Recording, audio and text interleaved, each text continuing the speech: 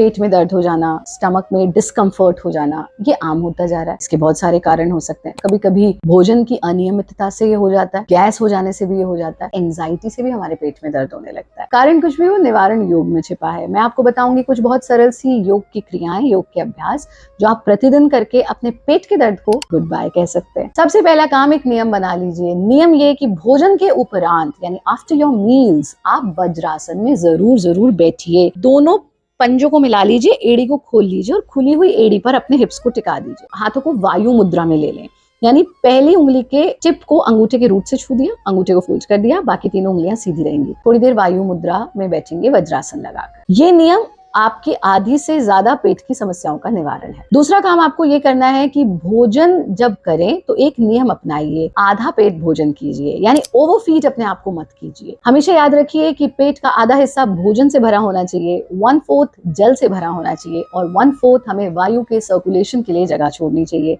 अल्पाहारी बनिए, बहुत over feeding मत कीजिए, ओवर ईटिंग मत कीजिए। प्रातःकाल या सायंकाल जब योगाभ्यास करें उसमें एक प्रैक्टिस को जरूर जोड़ दीजिए। भारत योग की बहुत ही महत्वपूर्ण गति है। उदर गति का अभ्यास कैसे करते हैं? उदर गति के लिए हम इस तरह से अपने पेट के बल लेट जाते हैं और अपनी जो चिन है, जो ठुड्डी है, उसको मैट पर ऐसे रख लीजिए। हाथों को थोड़ा सा दूर शरीर से खोलिए, हथेलियां जमीन पर चिपकी रहेंगी और सिर्फ उदर यानी पेट के हिस्से को हमें गति देनी है। तो क्या करेंगे? ऐसे आए,